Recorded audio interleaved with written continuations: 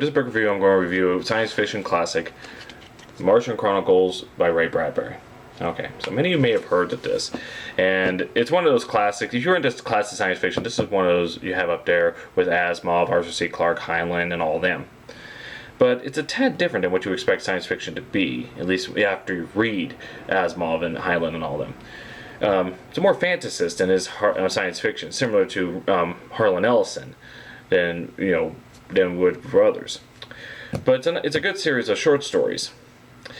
What it is that it talks about, it goes in nice chronological order, and while each story is complete of itself, when you read them all and you see what happens when time goes by, what happens to the original inhabitants of Mars, the first colonizers of Mars, and how all they build up there, and what will happen when things go bad on Earth.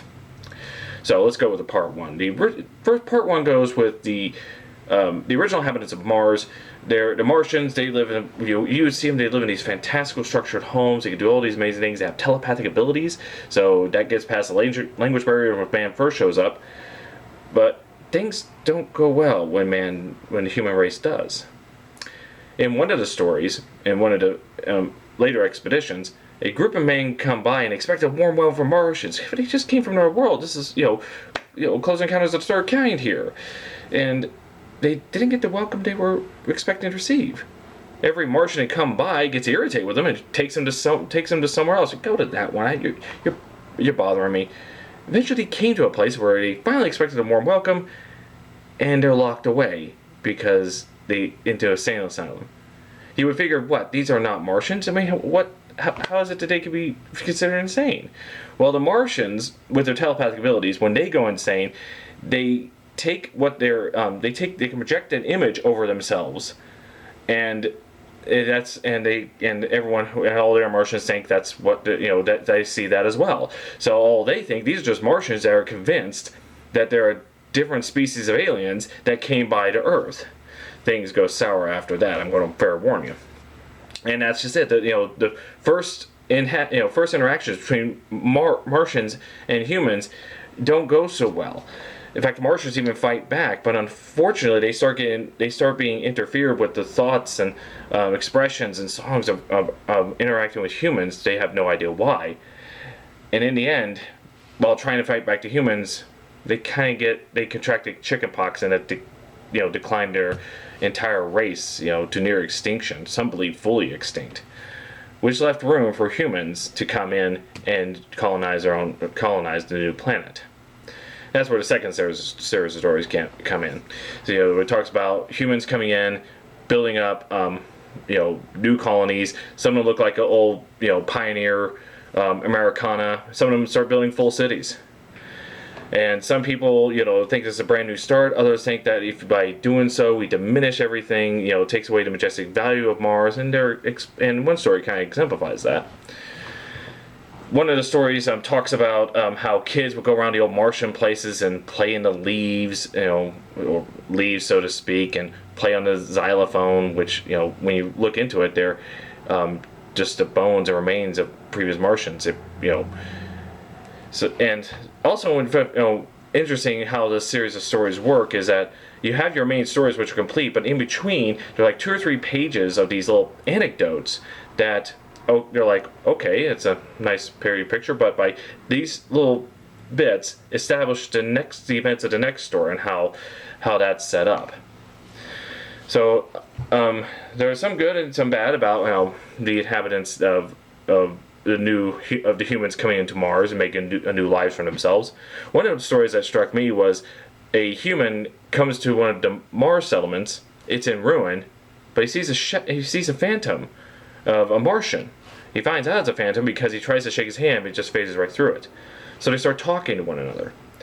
And the Martian is saying that everything looks great and pristine here. I don't know what, everything is, as it should be, and I'm about to go for a ride on a canal with my friends. And the human's like, that was your past. This is the future. It's all destroyed and crumbled, and I live in a colony down there. Neither can see what the other sees.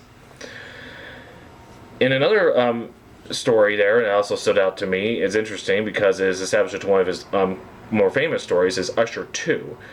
a man who is tired of people policing by burning books of the classic literatures and highly imaginative works because they're considered indecent. And so he builds a house in the style of Edgar Allan Poe to get his revenge on those who would try and destroy that. So this is a predecessor to one of his famous works of Fahrenheit 451. In this copy that I have, this says copyright 1948. There's a story that you won't probably find in further editions, and it has to deal with on Earth. There's a migration of all the black people trying to get on the rocket to go to Mars in one mass migration, leaving some of the people not happy about that. Obviously it's probably taken out because of the racial issues. And that's another thing, fair warning, when you try and get a copy of the Martian Chronicles, is that may not be a complete edition. Some of the stories were taken out or added in over time, so be wary of that. So in the third series of stories is after Earth has colonized Mars, war breaks out on Earth. So all the people and all the rockets are shipped back to Earth to try and deal with this war, and leaving a lot of the colonies left behind. Very few people, a few people are still there, but they could be in empty ghost towns or near ghost towns, what have you. One story involves a man where he is, he's by himself in this one city, and he has all the food and everything, all the things you read and watch and what have you, but he gets kind of lonely, so he starts seeking someone else, else out there. Eventually, the nuclear war ends up pretty badly, and those on Mars kind of have to see it. And so what happens is that those who, after the events of the nuclear war, mankind starts to come in. Now, I don't want to get, I may be going too far and spoiling it to some degree, but I just wanted to explain roughly how this is set up. These are wonderful short stories, but fair warning, a lot of them kind of feel down, they're kind of melancholy. They have some have a pretty downbeat, a little sad even, but not without hope, as Bradbury, a very hopeful person of the future, will put in his last short story. So, as I said, this is a book that's not written in hard science fiction like all the other classic science fiction writers of the Golden Age, Asimov, Highland, Sprague de Camp, and all them. This one has a more fantasist feel. Now, of course, that's very easy to say, especially when you look at the timelines. This copyright here has the dates in the early 2000s. Later copies you'll find will jump it up in the future.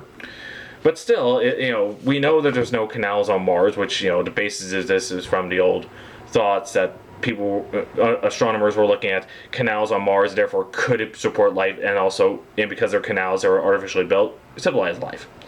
So it plays with that, but we know that's not there. It's, we have rovers on Mars. They're not even they don't show much of life. We found probably water to some people, and that could support at probably most microbes under the right conditions. But obviously we find nothing to show civilized work. So we have to take it from a fantasy perspective. But back in the 50s, you could probably put more imagination towards it. Kind of feel that maybe. But it's a wonderful little poetic take on human colonizers on Mars, the original inhabitants of the Martians, how they interacted, and despite all the downbeats, there's a little bit of hope. So as we go, Martian Chronicles of Ray Bradbury. Give it a shot. You can easily find any bookstores in the classic books, classics, you'll go to Bradbury and Barnes and Noble. You can order online.